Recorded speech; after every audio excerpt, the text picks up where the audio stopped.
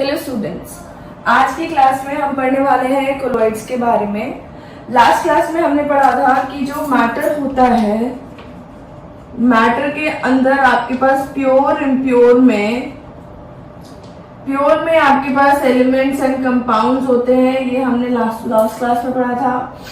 फिर last class में हमने पढ़े थे इम्प्योर के अंदर हेट्रोजीनियस और होमोजीनियस सब्सटेंसेस होते हैं। होमोजीनियस हम लास्ट क्लास में पढ़ चुके हैं, जो कि ट्रू सॉल्यूशंस होते हैं। इस क्लास में हम पढ़ेंगे हेट्रोजीनियस सॉल्यूशंस के बारे में। हेट्रोजीनियस सॉल्यूशंस हमारे पास दो टाइप्स के होते हैं, कोलॉइड्स एंड सस्पेंशंस। ठीक है, तो हम पहले स्टार्ट करेंगे सस्पेंशन से, then we will be coming, पहले हम स्टार्ट करेंगे कोलॉइड से and then we will be coming on to the suspensions. ठीक है, तो आज हम हेट्रोजीनियस मिक्सचर्स के बारे में बात करने वाले हैं कि हेट्रोजीनियस मिक्सचर्स क्या होते हैं। पहले हम बेसिक प्रॉपर्टीज कह लेते हैं हेट्रोजीनियस मिक्सचर की क्या होती हैं।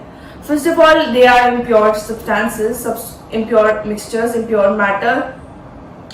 हेट्रोजीनियस आपके पास वो होता है जिसके अंदर आपके पास दो फेजेस प्रेजेंट हो सकता है वो फेजेस आपको इतने बेटर अलग नहीं नजर आए, हो सकता है आपको वो फेजेस बहुत अच्छे से अलग नजर आए। तो जब आपके पास हेट्रोजीनियस मिक्सचर्स होते हैं तो हेट्रोजीनियस मिक्सचर्स में आपके पास फर्दर दो कैटेगरी बन जाती है इस बेसिस पे। One is the colloid and the other one is suspensions. Suspension में आपको जो डिफरेंट फेजेस प्रेजेंट है वो बहुत इजीली अलग अलग नजर आ जाते हैं। You will get that layer of differentiation, distinguishing layer between the two types of phases present in the system. लेकिन कोलॉइड्स जो होते हैं हमारे पास, कोलॉइड्स में आपके पास इतना ज्यादा डिफरेंस की लेयर दिखाई नहीं देती है। कोलॉइड्स हमारे पास थोड़े से प्रॉपर्टीज लगता है कि ट्रू सॉल्यूशन जैसे दिखाते हैं, but they are impure mixtures for heterogeneous kind. ठीक है, तो कोलॉइड्स हमारे पास होते क्या हैं? कोलॉइड्स को हम सॉल्व्स भी कहते हैं। जैसे ट्रू सॉल्यूशन के लिए आप वर्ड यूज करते हैं सॉल्यूशन, उसी तरीके से कोलॉइड के लिए हम वर्ड यूज करते हैं सॉल्व। तो कोलॉइड्स हमारे पास सॉल्व के नाम से भी जाने जाते हैं। कोलॉइड्स हमारे पास एक हेट्रोजीनियस मिक्सचर होते हैं।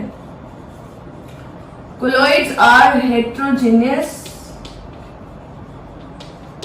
मिक्सचर्स। ठीक है, अच्छा, ये हमारे पास कुछ इस तरीके का हेट्रोजीनियस मिक्सचर होता है जिसमें आपके पास साइज ऑफ द पार्टिकल्स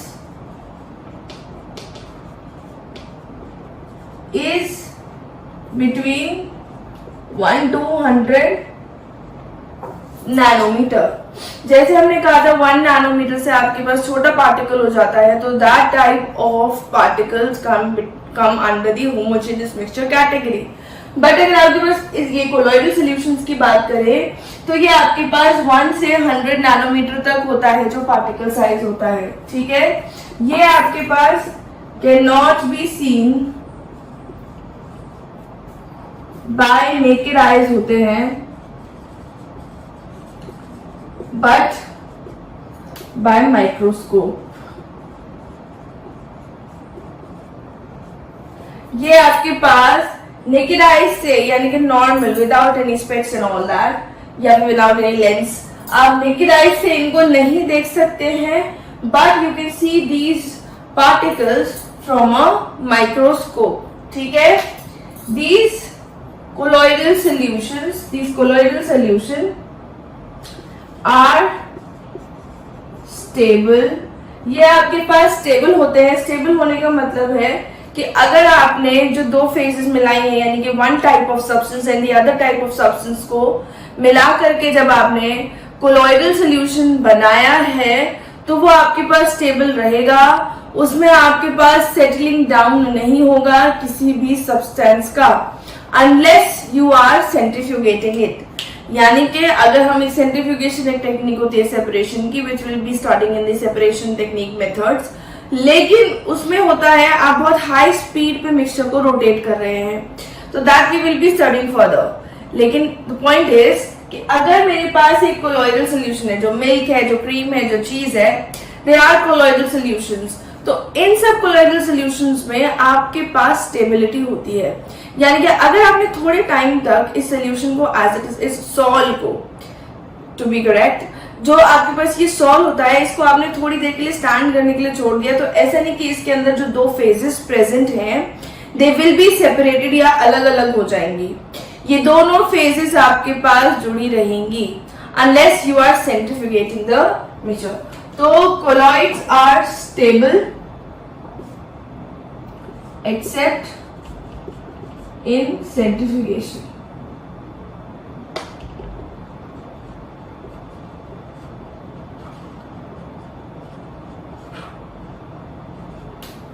ठीक है, तो कोलॉइड्स हमारे पास स्टेबल होते हैं except in centrifugation they are stable. Colloids में जो पार्टिकल्स होते हैं वो ब्राउनियन मोशन शो करते हैं या ब्राउनियन मूवमेंट। पार्टिकल्स जो होते हैं कोलॉइड्स के, they show Brownian motion, they are in Brownian movement. किस तरीके से ब्राउनियन मोशन होता है? आपके पास zigzag like pattern of particles. तो पार्टिकल्स एक दूसरे से टकराते रहते हैं और वो जिगजैग पैटर्न्स यानी कि जिगजैग मोशन, वो जिगजैग मोशन शो करते हैं। This term was coined by Robert Brown. That is why this type of motion is called Brownian motion. एक होता है आपके पास स्ट्रेट लाइन में मूवमेंट करना, and the other one is आपके पास इस तरीके से zigzag मूव करना। So जो आपके कोलॉइड्स होते हैं वो ब्राउनियन मोशन शो करते हैं। Colloids show Tyndall effect. Colloids हमारे पास टिंडल इफेक्ट भी शो करते हैं। टिंडल इफेक्ट हमारे पास वो इफेक्ट होता है जिसमें आपके पास scattering of beam of light हो जाता है। So you may write Tyndall effect, it is the scattering of beam of light. तो scattering of beam of light से होता क्या है? You can easily trace the path of the light. So the path of the light can be traced very easily from colloids. तो हम ये चीज देख लेते हैं पहले कि टिंडल इफेक्ट होता कैसे है इसके अंदर। टिंडल इफेक्ट इज बेसिकली जब आपके पास मान लीजिए कहीं से अगर लाइट आ रही है और वो स्कैटर हो जा रही है because of the particles present, and you can easily trace the path of the light. Now this is called Tyndall effect. अभी हमारे पास किस तरीके से होता है, जैसे कोलॉइड्स में मान लीजिए हमारे पास सूरज की लाइट आ रही है, हम उसे एक या टॉर्च मान लीजिए, हम टॉर्च मार रहे हैं किसी सब्सटेंस पे, हमने टॉर्च से लाइट मारी है। अगर हमने ट्रू सोल्यूशन पे मारी है तो आपको कोई फर्क नहीं दिखाएगा लाइट के पाथ के अंदर, आपको कुछ भी पता नहीं चलेगा लाइट ऐसे जा रही कैसे नहीं। लेकिन फिर ये लाइट यहां से निकलने के बाद यदि अगर ये कोलॉइडल सॉल्यूशन से पास कर रही है तो ये कुछ इस तरीके से स्कैटर हो जाएगी and you will be easily able to see the path of light. तो you will be easily able to see the path of light because that light is scattered by the particles of colloid. ठीक है, अब ये होता कहां पे है? Example, the path of light is visible, या the path of sunlight is visible when it comes from a window. अगर मान लीजिए आपके पास कोई विंडो ओपन होता है तो विंडो में से हम देख सकते हैं कि जो लाइट होती है वो कुछ इस तरीके से स्कैटर हो जाती है। That is because of the dust particles, because those dust particles are acting as a colloidal solution from a window because of the dust particles present in the air. जो हमारे पास डस्ट पार्टिकल्स प्रेजेंट है air में, उनकी वजह से आपके पास जो पाथ ऑफ लाइट होता है वो विजिबल बन जाता है when that light falls from a window on the surface. ठीक है, this is one of the example. दूसरा जो आपके पास, मान लीजिए हम बहुत डेंस फॉरेस्ट में अगर ट्रैवल करते हैं, तो डेंस फॉरेस्ट में आपके पास जहाँ पे बहुत लंबे लंबे ट्रीज होते हैं, वहां पे हम देखते हैं लाइट का कैनोपी बन जाता है। तो you may also right that canopy of light in the dense forest, that is because जो लाइट आ रही होती है दैट लाइट वो ऐसे फैल जाती है। तो जो लाइट आ रही है वो अगर आपके पास इस तरीके से फैल रही है, so that light is getting scattered by the particles of solids present in the air। ठीक है, तो ये हमारे पास कोलॉइडल सॉल्यूशंस के कुछ प्रॉपर्टीज या कैरेक्टरिस्टिक्स होते हैं। तो you would have written these are the characteristics of colloidal solution. ठीक है, now understanding it more better, colloidal solution जो होते हैं उसके अंदर आपके पास एक डिस्पर्स्ड फेज होता है और एक डिस्पर्जन मीडियम होता है। जैसे मैंने कहा था हमारे पास इसमें दो फेजेस होती हैं, तो कोलॉइड्स में हमारे पास एक डिस्पर्स्ड फेज होता है और एक होता है डिस्पर्जन मीडियम। ठीक है, तो one is the dispersed phase and the other one is dispersion medium. अब इनको हम किस तरीके से देखते हैं, जो आपके पास ट्रू सॉल्यूशन था, ट्रू सॉल्यूशन के अंदर आपके पास एक था सोल्यूट और एक था सॉल्वेंट। ठीक है, इसी तरीके से यहाँ पे आपके पास एक डिस्पर्स फेज है, एक डिस्पर्जन मीडियम है। यानी कि किस मैटर को आपने डिस्पर्स फेज लिया है और किस मैटर को आपने डिस्पर्जन मीडियम लिया है, वो डिपेंड करता है कि कैसा सोल्यूट और कैसा सॉल्वेंट है। ठीक है, मान लीजिए सॉलिड लिक्विड के अंदर है या लिक्विड सॉलिड के अंदर है, इस तरीके से। तो कोलॉइड्स हमारे पास उसके अंदर एक डिस्पर्स फेज होता है, एक डिस्पर्जन मीडियम होता है। These two be can be same type of matter के स्टेट्स या फिर they can be different type of matter के स्टेट्स। डिस्पर्स फेज होता है क्या चीज डली हुई है, क्या चीज कम अमाउंट में है, और डिस्पर्जन मीडियम होता है किस में डली हुई है, क्या चीज ज्यादा अमाउंट में है। तो इसके एनालॉग आपके पास ट्रू सॉल्यूशन में क्या बनते हैं, सोल्यूट एंड सॉल्वेंट। बट क्योंकि कोलॉइड हमारे पास क्या होता है, कोलॉइड्स सॉल होते हैं, तो सॉल के अंदर आपके पास एक डिस्पर्स्ड फेज होता है और एक dispersion medium. Dispersed phase will show solute like behaviour and dispersion medium will show solvent like effect या फिर प्रॉपर्टीज। ठीक है, अब डिपेंडिंग अपॉन आपके पास किस तरीके का टाइप्स ऑफ सॉइल, मतलब टाइप्स ऑफ कोलॉइड, किस तरीके का डिस्पर्स फेज है, किस तरीके का डिस्पर्जन मीडियम है, यानी कि different types of states of matter, उस तरीके से टाइप्स ऑफ सॉइल कितने होते हैं वो हम अभी डिस्कस करने वाले हैं। ये बहुत इंपॉर्टेंट है regarding your NCERT examination and some comparative questions as well, कि आपको पता होना चाहिए जब ये स्टेट हो और ये स्टेट हो किसी सॉइल के अंदर तो किस तरीके का कोलॉइडल सॉल्यूशन कहलाता है वो, और किस तरीके का उसका एग्जाम्पल हम लिखते हैं। ठीक है, तो अगर मान लीजिए आपके पास डिस्पर्स्ड फेज और डिस्पर्जन मीडियम है, तो उसके पास नेम, हम उसको क्या कहेंगे, नेम ऑफ सॉइल, या लिख दीजिए टाइप ऑफ सॉइल वो क्या कहलाएगा, and then we will be writing the example related with that. तो उससे रिलेटेड हम एग्जाम्पल लिखेंगे। अब डिस्पर्जन मीडियम पे आए, अगर आपके पास डिस्पर्स्ड फेज सॉलिड है और डिस्पर्जन मीडियम लिक्विड है, यानी कि सॉलिड इज डिस्पर्स्ड, ऐसे कहेंगे solid is dispersed in liquid, तो this is generally called simply sol. इसको हम सिर्फ सॉल्व बोलते हैं। सॉलिड आपके पास लिक्विड के अंदर डिस्पर्स्ड है, तो that is called your solve. ठीक है, अगर आपके पास सॉलिड के अंदर है तो इसे हम कहेंगे सॉलिड सॉल्व। ठीक है, एग्जाम्पल्स हम अभी लिखेंगे। When you have solid in solid, this is called solid solve. अगर आपके पास सॉलिड गैस के अंदर है तो उसे हम कहेंगे एरोसॉल। कोई भी चीज अगर गैस के साथ में डिस्पर्जन मीडियम, जब आपके पास गैस हो जाता है तो ध्यान रखिएगा name of the salt will be aerosol. Now coming to liquid in liquid, liquid में कहलाता है emulsion. Liquid in liquid is called emulsion.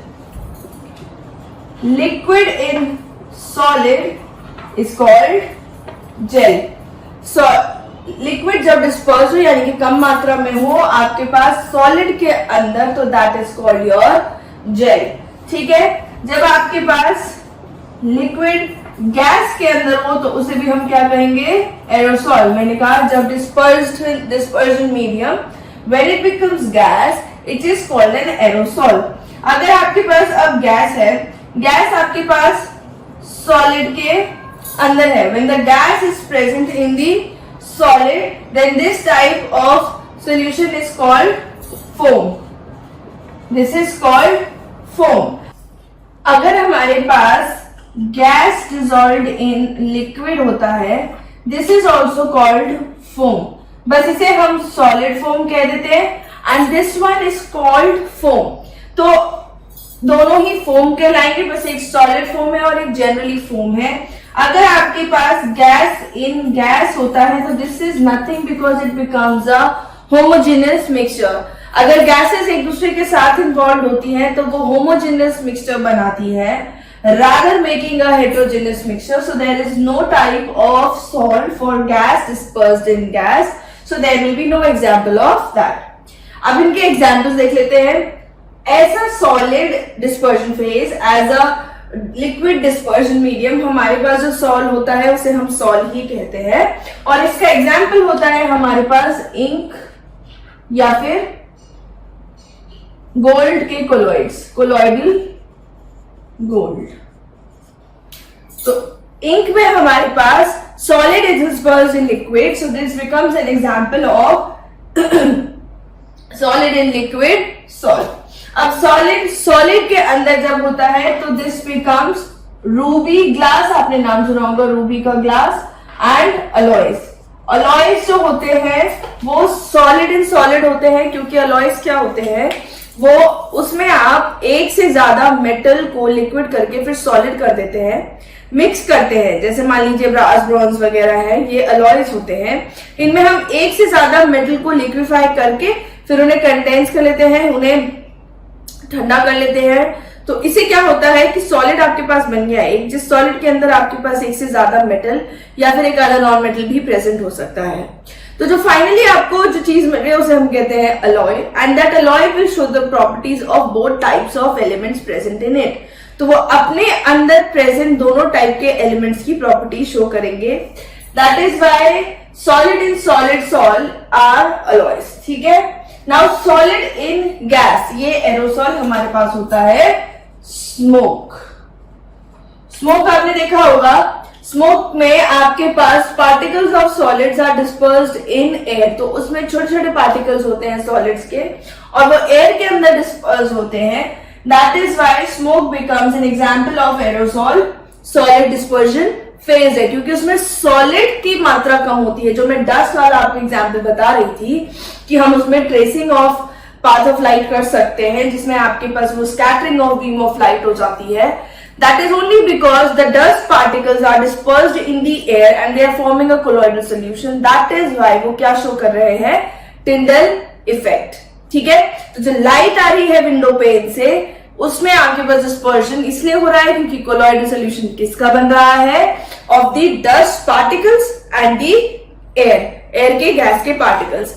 Air के गैस के पार्टिकल्स हम नहीं देख सकते हैं, those dust particles can be seen, बहुत छोटे छोटे होते हैं वो। So this becomes a sol, a colloidal sol, and इसमें आपके पास सॉलिड इन गैस होता है। ठीक है, then we have liquid in liquid, liquid और liquid in liquid is called emulsion, और इसमें आपके पास एग्जांपल हो जाते हैं मिल्क या फिर क्रीम, क्रीम जैसे हेयर क्रीम्स वगैरह। इसमें आपके पास लिक्विड ही लिक्विड के अंदर होता है और इस टाइप के सॉल्ट को हम कहते हैं इमल्शन। मेरा इतना सारा फोकस इसलिए है इन चीजों पे क्योंकि ये बहुत ज्यादा आस्क्ड क्वेश्चंस बन जाते हैं।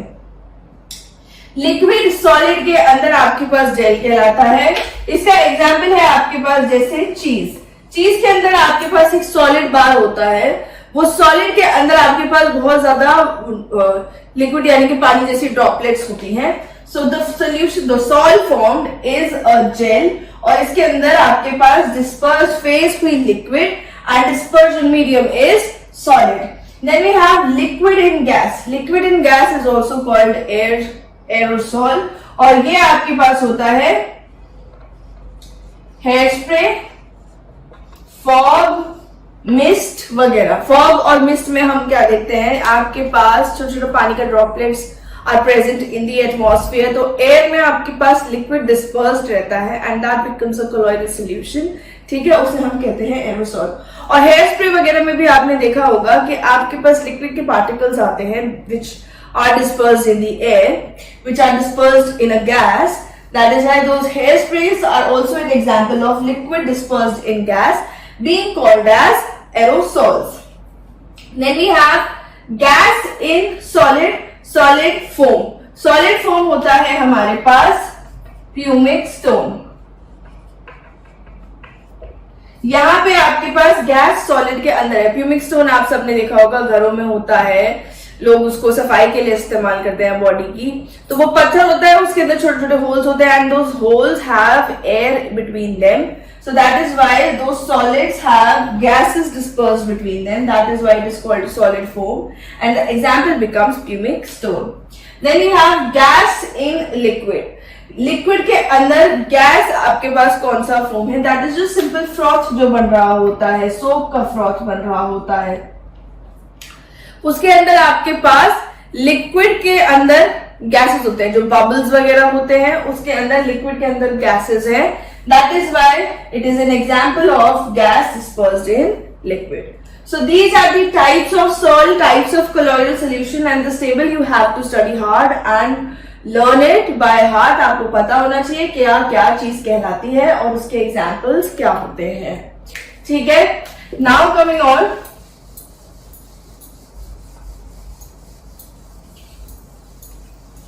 to some more properties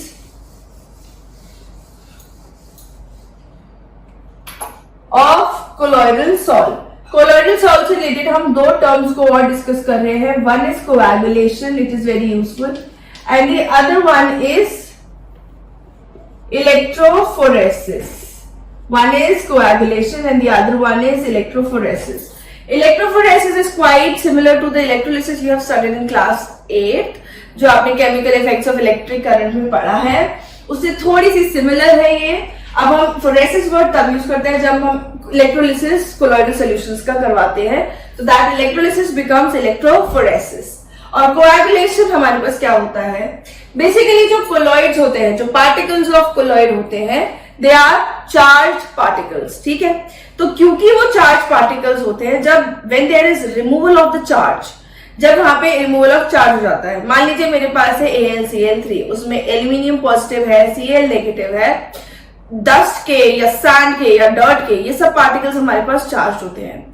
and due to that charge ये आपके पास सोल्यूशन जो भी सॉल है उसके अंदर मूव करते रहते हैं और सेटल नहीं होते हैं, तो इनमें रैंडम मोशन रहता है. तो because of that charge they have this random motion. ठीक है, तो कोएगुलेशन में क्या होता है, when you remove the charges of the colloidal particles, the colloidal particles will combine and just coagulate on the bottom of the tank or whatever cylinder or vessel you are taking.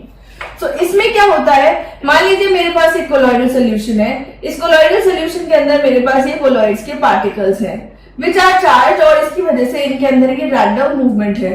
फिर क्या किया हमने, इनका charge remove कर दिया. जब हम इनका चार्ज रिमूव कर देंगे तो इनका रैंडम मोशन स्टॉप हो जाएगा, ये आपस में मिल करके कोएगुलेट कर जाएंगे, यानी कि they will form some solid mass aggregate at the bottom of the vessel. ठीक है, तो ये होता है आपके पास, इट इज द फ्लॉक्यूलेशन, मतलब जुड़ जाना, flocculation of the colloidal particles on the removal of charge. ठीक है, कोएगुलेशन होता है हमारे पास flocculation of the colloidal particles on the removal of the charge. अब ये कोएगुलेशन होता कैसे है? ये कोएगुलेशन काफी तरीके से हो सकता है। It can also be done by the electrophoresis method. इसमें आपके पास क्या होता है, जो भी चार्ज पार्टिकल्स हैं उनके ऑपोजिटली चार्ज नेगेटिव सॉल्व्स भी होते हैं हमारे पास, पॉजिटिव सॉल्व्स भी होते हैं, ऐसे सॉल्व्स भी होते हैं जिसके अंदर दोनों चीजें प्रेजेंट होती हैं, बट वो आपस में कंबाइन नहीं करते, बट किसी और के साथ कंबाइन कर जाएंगे। तो अगर आपने मान लीजिए कोई ऐसी चीज ली है जो कि आपके पास सॉल के अंदर जा करके, मान लीजिए नेगेटिव सॉल है तो आपने पॉजिटिव चीज डाल दी उसके अंदर, पॉजिटिव टाइप के आयंस डाल दिए, तो नेगेटिव और पॉजिटिव मिल जाएंगे, आयन का चार्ज रिमूव हो जाएगा और वो कोएगुलेट कर जाएंगे। पॉजिटिव सॉल के अंदर नेगेटिव सॉल डालेंगे तो भी ये हो जाएगा। अगर आपके पास इस तरीके का सोल्यूशन है जिसके अंदर दोनों टाइप के पार्टिकल्स हैं पर वो आपस में नहीं कंबाइन कर रहे हैं, आपस में वो बिखर जा रहे हैं सॉल्व बनाते टाइम, तो आप उनका इलेक्ट्रोफोरेसिस भी करा सकते हैं, या कि कोई ऐसा उसके अंदर इलेक्ट्रोलाइट डाल सकते हैं जो कि आपके पास पॉजिटिव और नेगेटिव चार्ज प्रोवाइड करे और उनके साथ कंबाइन हो जाए। कोएगुलेशन बहुत इंपॉर्टेंट फिनोमेना है और ये बहुत यूजफुल भी है। जब हमें ब्लड का क्लॉटिंग होता है तो ब्लड जब हमारे पास निकल रहा होता है बॉडी से और हम उसके ऊपर कोई ऑइंटमेंट्स या क्रीम्स वगैरह लगाते हैं या नहीं भी लगाते हैं, तो जो बॉडी से आपके पास पार्टिकल्स निकलते हैं जो कोएगुलेट करते हैं उसको, जब हम देखते हैं कि आपके पास ब्लड जम जाता है, ब्लड ऐसे नहीं है कि बह रहा है तो बहता ही चला जाएगा, थोड़े टाइम बाद उसमें क्लॉटिंग हो जाती है। Now that clotting is due to the formation of coagulation. The clotting is due to the coagulation, कि जो आपके बॉडी में जो ये ब्लड का क्लॉट ब्लड निकल रहा है जहां पे आपके पास वो नेगेटिव पार्टिकल्स हैं, तो body is giving you the positively solve particles और इनका क्या हो जाता है, कोएगुलेशन। ठीक है, सो कोएगुलेशन इज वेरी इंपॉर्टेंट। अब इलेक्ट्रोफोरेसिस, जो इलेक्ट्रोलिसिस ऑफ कोलॉइडल सॉल्यूशन है, उसमें क्या होता है, इसमें आपके पास एक कंटेनर होगा जिसके अंदर आपके पास डिफरेंट टाइप्स के या सेम टाइप का आयंस हो सकते हैं, सोल्यूशन हो सकता है। हमने क्या किया, इसके अंदर दो इलेक्ट्रोड्स लगा दिया, एक पॉजिटिव टर्मिनल से कनेक्ट किया, एक नेगेटिव टर्मिनल से कनेक्ट किया। पॉजिटिव वाला एनोड कहलाएगा, नेगेटिव वाला कैथोड कहलाएगा। अब हमने इसमें इलेक्ट्रिसिटी पास करी। इलेक्ट्रिसिटी पास करने से जो पॉजिटिवली चार्ज कोलॉइडल पार्टिकल्स हैं वो कैथोड की तरफ जाएंगे, because cathode is negatively charge, और जो आपके पास नेगेटिवली चार्ज कोलॉइडल पार्टिकल्स हैं वो किस तरफ जाएंगे, एनोड की तरफ, because anode is positively charge. तो जिसकी वजह से आपके पास क्या हो रहा है, जो चार्ज है वो खत्म हो जा रहा है, किसका, कोलॉइडल सॉल्यूशन का। तो आपने इलेक्ट्रोफोरेसिस भी कर सकते हैं। तो इसमें क्या है, it is the migration, migration मतलब movement, it is the migration of the colloidal particles towards oppositely charged electrodes on the application of electric field या इलेक्ट्रिसिटी। ठीक है, इसमें आपके पास movement of the positive and negatively charge colloidal particles हो रहा है towards the oppositely charge electrodes, जिसकी वजह से चार्ज रिमूव हो जाएगा। But since it is happening on the application of electric field and just like electrolysis, तो this is called electrophoresis. ठीक है, तो आज की क्लास में हमने कोलॉइड्स के पार्टिकल्स के properties, characteristics, types of colloids पढ़ा है। अब बस हम एक छोटा सा सस्पेंशन के बारे में और डिस्कस कर लेते हैं, because suspension is not that much elaborated, उसके इतने ज्यादा कोई प्रॉपर्टीज होते नहीं है जो हमें स्टडी करने हैं, क्योंकि सस्पेंशन के अंदर आपके पास एक बहुत प्रॉपर डिस्टिंक्शन लेयर होता है, दोनों चीजें अपनी प्रॉपर्टी शो करती है, दोनों इजीली सेपरेट भी हो जाते हैं। सस्पेंशन में आपके पास these are also known as heterogeneous mixtures. Suspensions are also heterogeneous mixtures, जिसमें पार्टिकल साइज होता है आपके पास, particle size is greater than 100 nanometre. These are unstable systems, क्योंकि दोनों चीजें आपस में घुली नहीं रहती हैं, मिक्स नहीं रहती हैं, so this becomes unstable system। जैसे एग्जाम्पल है आपके पास ऑयल एंड वाटर जैसे ऑयल पानी में डाल दिया गया है तो ऑयल ऊपर ऊपर ट्रेवल करेगा, ऊपर ऊपर टिकेगा और वाटर नीचे रहेगा। अगर आपके पास सैंड एंड वाटर है या मडी वाटर है तो सैंड एंड वाटर के पास क्या होगा, सैंड नीचे सेटल डाउन कर जाएगी और वाटर हमारे पास ऊपर रह जाएगा। तो that is also a suspension. तो दीज आर अनस्टेबल, एक दूसरे में मिक्स नहीं है। इसी तरीके से मैं कोलॉइड्स कह रही थी कि कोलॉइड्स हमारे पास स्टेबल होते हैं, सस्पेंशन अनस्टेबल होते हैं। सस्पेंशन सिर्फ तब स्टेबल होते हैं जब आपने मिक्सिंग कर रखी हो। जैसे आप बहुत तेज स्टर करें तो वो थोड़ी देर तो घुलेंगे, फिर उसके बाद जैसे आप उसे थोड़ा सा बिठा देंगे 5-7 मिनट तो वो दोनों अलग हो जाएंगे। लेकिन जिस टाइम पे वो मिक्स है उस टाइम पे वो टिंडल इफेक्ट शो कर सकते हैं। And these solutions are generally opaque। ठीक है, ये हमारे पास जनरली ओपेक होते हैं। कोलॉइडल्स आप लिखना चाहे तो लिख सकते हैं कि colloidal solutions are generally translucent.